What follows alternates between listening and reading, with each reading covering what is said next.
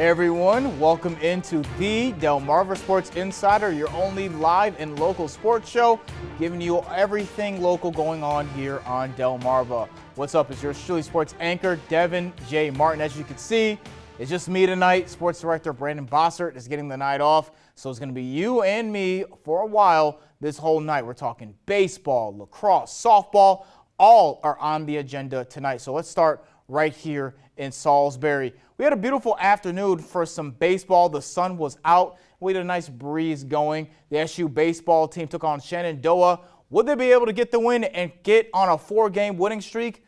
Let's find out. We're going to go outside to the mound. The Gulls taking on Shenandoah earlier this afternoon. Brian Wilson is at the plate. 2 runners on, 1 out. Wilson grounds it to short, out at second. Throw to first is in time. The Hornets turn the double play. The Hornets definitely got out to an early lead over the Gulls early in this game. SU turning to former Parkside Ram Aiden Brinsfield, a freshman. Bases are juiced. Gavin Horning drives one past diving Kyle Brex. 2 runs come home, and Shenandoah takes a 2-0 lead on the Gulls. Now fast forward, Gulls down 2-1. Zach Giesman drives the pitch. The third runner comes home. Throw is in time, but the runner is called safe. The catcher couldn't hold on to the ball, so this game is tied up at 2 apiece. And the guys are just getting started. This was a big inning. Danny Sheeler gets under this one, hits it high and deep, straight away to center. Sheeler is out, but Kyle Brex tags, and he comes home, and the throw isn't in time. So Gulls jump out to a 3-2 lead. So they overcome a 2-0 deficit. They're up 3-2, scoring 3 runs in a row. Now let's get this train rolling. Dom Frigiola at the dish. He cracks this one into left field. Giesman comes around third. He slides and he's safe. A 4-run 5th inning for the Gulls. And after that, the Hornets couldn't get anything going on the offensive side of the ball when it comes to hitting. Ball is lined down third baseline, but it gets sucked up like a vacuum. Throw to first. He's out. The boys are rolling.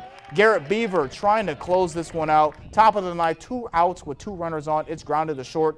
Ethan Ruiz with the 1 hop to first. He's out, and the Gulls win it. They take down Shenandoah 4-2. A 4-game winning streak for the guys. Solid outing on the mound today. Great at-bats leading to another Gulls win. So that's 4 in a row. Now, let's get to some high school. What a matchup we saw in Stevensville earlier this week. The champs and boys lacrosse with a great test early in this season. The rain would not get in the way of these matchups earlier in the week. Today was beautiful, but the last couple days, the rain has been a big deal, but that wouldn't get in the way in this game. Now we're going to start with the 2-time state champs in the 2A Maryland boys lacrosse region. That's Kent Island playing host to the Caesar Rodney Riders. So a little bit of a intra-state action between Maryland and Delaware. CR out in front early. Tanner Smith going to add to the goal right there.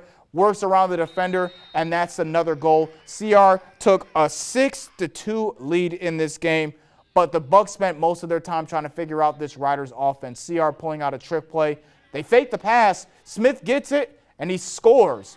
The Riders are just showing off right now, kicking the Bucks behind. What a game from CR. Kent Island couldn't slow down CR whatsoever. The Riders were firing on all cylinders. Rain didn't faze them at all. They were scoring whenever they wanted to. CR was on fire, and the rain couldn't pull it out. The Riders win big on a final score of 17-8, so CR is now 3-1 on the season after that win.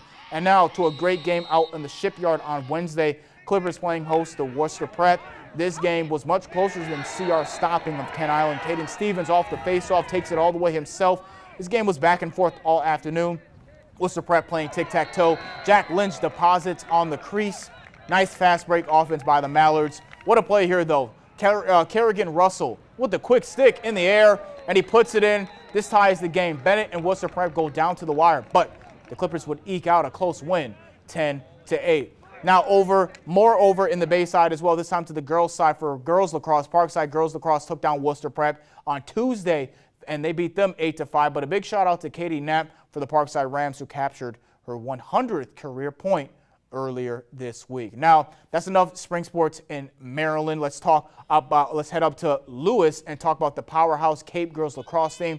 They're playing host at Queen Anne's, and the Vikings were wasting no time getting on the scoreboard. Louise Rishko with the opening tally. She was a monster for the Vikings last year, and she's probably going to have another great season this year as well. Now, this first half was all Cape. They were on a mission. Carrie Clausius gets the pass and finds the nylon. The route is on. the Vikings are trying to right the wrongs of last season's because Cape made it all the way to the state title game, but they lost in a heartbreaker to Tatnall 10-9. So Cape is seeking a redemption year, and the road to redemption started last week. They faced Broadneck and Queen Anne's obviously earlier this week, and Cape came out strong to start the season. They're looking elite.